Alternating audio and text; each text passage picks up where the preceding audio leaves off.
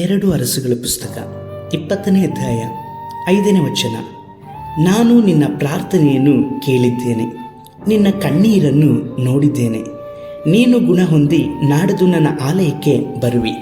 ಕರ್ತನಲ್ಲಿರುವ ಪ್ರೀತಿಯ ದೇವಜನರೇ, ದೇವರಾಗಿರುವಂಥ ಯೇಸು ಕರ್ತನ ನಾಮದಲ್ಲಿ ಮುಂಜಾನೆ ವೇಳೆಯಲ್ಲಿ ನಿಮ್ಮನ್ನು ಹೊಂದಿಸ್ತೇನೆ.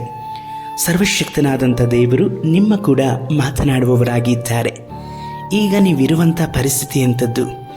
ಎಲ್ಲವೂ ಇದ್ದು ಸಮಾಧಾನ ಇಲ್ಲದೆ, ಕೆಲವೊಂದು ಸಮಯದಲ್ಲಿ ನೀವು ನಿರೀಕ್ಷಿಸ್ತಾ ಇರುವಂತಹ ಸಂಗತಿಗಳು ನಿಮ್ಮ ಜೀವಿತದಲ್ಲಾಗದೆ, ಎಷ್ಟೇ ನಂಬಿಕೆ ಇಟ್ಟು ಪ್ರಯತ್ನಿಸಿದಂತಹ ನಿಮ್ಮ ಪ್ರಾರ್ಥನೆಯ ಕೋರಿಕೆಗಳು ನೆರವೇರದೇ ಇರುವಂಥದ್ದು, ಮಕ್ಕಳಿಲ್ಲದೆ ಇರುವಂಥದ್ದು ಮಾತ್ರವಲ್ಲದೆ ಆ ಇತರರನ್ನು ನೋಡುವಾಗ ಆ ಒಂದು ವಿಧವಾದಂಥ ವೇದನೆ ನಿಮ್ಮನ್ನು ಬಾಧಿಸ್ತಾ ಇದೆಯಾ? ನಿಮ್ಮ ಮನೆಯಲ್ಲೇ ನಿಮ್ಮನ್ನು ಬಾಧಿಸುವರಿದ್ದಾರ? ಪರಿಸ್ಥಿತಿಗಳೆಲ್ಲವೂ ಸಹ ನಿಮಗೆ ವಿರುದ್ಧವಾಗಿ ಇದೆಯಾ? ಪ್ರಿಯರೇ, ಕರ್ತನನ್ನು ಆತುಕೊಳ್ಳ್ರಿ. ಹಿಜ್ಕೀಯ ರಾಜನು ದೇವರಲ್ಲಿ ಭಯಭಕ್ತಿ ಉಳ್ಳಂತಹ ದೈವ ಮನುಷ್ಯನಾಗಿದ್ದನು. ಅವನು ರೋಗದಲ್ಲಿ ಬಿದ್ದನು. ದೇವರಾಗಿರುವಂಥ ಕರ್ತನು ಆತನ ಮರಣದ ವಿಷಯವನ್ನು ತಿಳಿಸಲಿಕ್ಕಾಗಿ ಯೆಶಾಯ ಪ್ರವಾದಿಯನ್ನು ಆತನ ಬಳಿಗೆ ಕಳುಹಿಸಲ್ಪಟ್ಟನು. ಈ ಮರಣ ವಾರ್ತೆಯನ್ನು ಕೇಳಲ್ಪಟ್ಟಂತಹ ಅರಸನು ನೆಲದ ಮೇಲೆ ಬಿದ್ದುಕೊಂಡು ಕರ್ತನನ್ನು ದೃಷ್ಟಿಸಿ ಅಳುತ್ತಾ ಕಣ್ಣೀರು ಸುರಿಸುತ್ತಾ ಪ್ರಾರ್ಥಿಸಿದನು. ದೇವರಾಗಿರುವಂಥ ಕರ್ತನು ಆತನ ಪ್ರಾರ್ಥನೆಯನ್ನು ಕೇಳಿದರು. ಮಾತ್ರವಲ್ಲದೆ ಅವರ ಕಣ್ಣೀರನ್ನು ನೋಡಿದರು.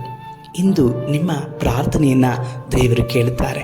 ನಿಮ್ಮ ಕಣ್ಣೀರನ್ನು ಕರ್ತನು ನೋಡಿದವರಾಗಿದ್ದಾರೆ.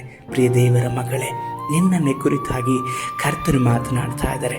ನಿಮ್ಮ ಜೀವಿತದಲ್ಲಿ ದೇವರ ಉದ್ದೇಶಗಳು ನೆರವೇರುವಂಥ ಸಮಯ ಈ ಸಮಯವಾಗಿದೆ. ಕರ್ತನ ಅತ್ಯಧಿಕವಾದಂತಹ ಕೃಪೆಯನ್ನು ಆತುಕೊಳ್ಳ್ರಿ.